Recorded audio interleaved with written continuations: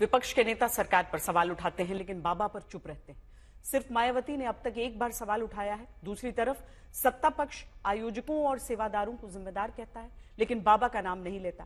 क्या इसकी वजह बाबा का सियासी सम्मोहन है जिसमें दलित वोटों की चिंता में कोई बाबा को नाराज नहीं करना चाहता?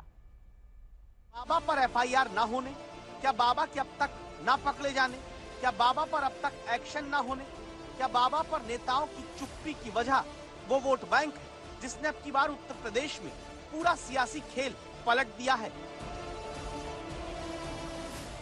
सूरजपाल उर्फ नारायण साकार हरि, इस बाबा की सबसे बड़ी तादाद और सबसे बड़े इनके जो भक्त हैं वो दलित बिरादरी से आते हैं। दलितों में बाबा की सबसे ज्यादा पकड़ है। चाहे सांसद हो, मंत्री हो, विधायक हो, अधिकारी हो, सेना के जवान हो, पैरामिलिट्री के लोग हो, सब बाबा के साथ आगे की कतार में या उनके मंच की शोभा बढ़ाते दिखते हैं। बाबा के इस प्रभाव में सियासतदान तो है ही हैं।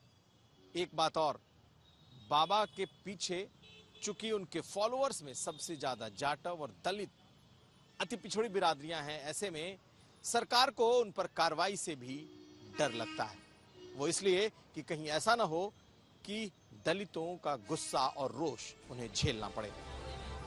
सिर्फ उत्तर प्रदेश ही नहीं बल्कि यूपी के पश्चिमी और अवध इलाके से लेकर मध्य प्रदेश, हरियाणा, राजस्थान, दिल्ली और उत्तराखंड तक बाबा को मानने वाले फैले हुए हैं। तभी तो जिस दौर में बड़े बड़े नेताओं की रैली में कार्यकर्ताओं को लाने में पार्टियों को जी जान से खर्चा और मेहनत करनी पड़ती है, वहाँ बड़े आराम से बाबा नारायण साकार हरि के सत्संग में 2 से 3 लाख तक की भीड़ जुटती आई है। और तब ध्यान दीजिए,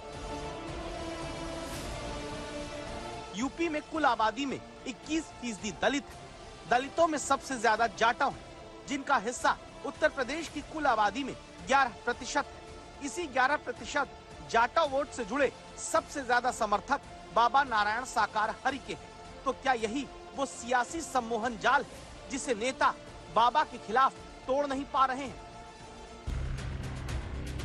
क्या अखिलेश यादव नहीं चाहते कि बाबा के समर्थकों का वोट उनसे छिटक जाए, इसीलिए सियासी वोट बैंक के जाल में फंसे हैं?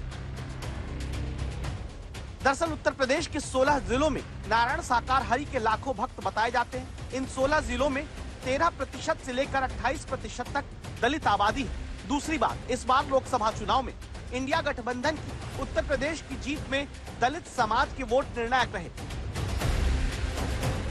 इन आंकड़ों को अब विस्तार से समझिए। 2014 के मुकाबले 2024 का हमने हिसाब लगाया है। यूपीए में एनडीए के मुकाबले जाटव वोट इंडिया गठबंधन का बहुत बढ़ा, 19% तक बढ़ गया। अन्य दलित वोट में भी 41% तक का वोट इंडिया गठबंधन का 2014 के मुकाबले इस बार बढ़ा हुआ है। तो क्या यही वजह है जिस आश्रम के भीतर दावा होता है कि बाबा छिपा हो सकता है? मैनपुरी के उस आश्रम के अंदर बाहर पुलिस तो आती जाती है लेकिन बाबा को कहीं देख नहीं पाती। अब हमारा तो जहाँ आ गए धाम के सामने तो हम तो जो वहीं दर्शन कर रहे हैं, वहीं पे नमन कर रहे हैं। आज लो तो कुछ हुआ नहीं भैया, आज ही नहीं हुआ कुछ। 19 साल हो गई। वो तो खुद ही अपना से जुड़े हुए हैं, कानून लेके चलते हैं। कोई घटना नहीं देखी है मैंने, कोई गलती नहीं है। ये घटना हुई है, कभी नहीं ऐसी घटना हुई है भैया। बाबा नारायण साकार हरि पर सियासतदानों की चुप्पी की एक और वजह है। वो वजह है जल्द ही उत्तर प्रदेश में होने वाला उपचुनाव। तो आखिर बाबा के खिलाफ कार्रवाई क्यों नहीं हो रही? उसका एक सियासी पहलू यह भी है कि अभी आने वाले 10 विधानसभा के उपचुनाव हैं और इसमें से करीब 8 उपचुनाव पश्चिमी उत्तर प्रदेश और अवध में हैं। पश्चिमी उत्तर प्रदेश और इस इलाकों में बाबा का प्रभाव है और इनके वोटर ज्यादातर बसपा के माने जाते हैं। ऐसे में बीजेपी कतई दलितों का कोप भाजन नहीं बनना चाहती। ये भी एक बात निकल करके सामने आ रही है। अब देखना यह है कि क्या ये सियासी डर है या फिर कहीं ना कहीं बाबा के इस प्रभाव का खौफ। कुमार अभिषेक, लखनऊ, आज तक।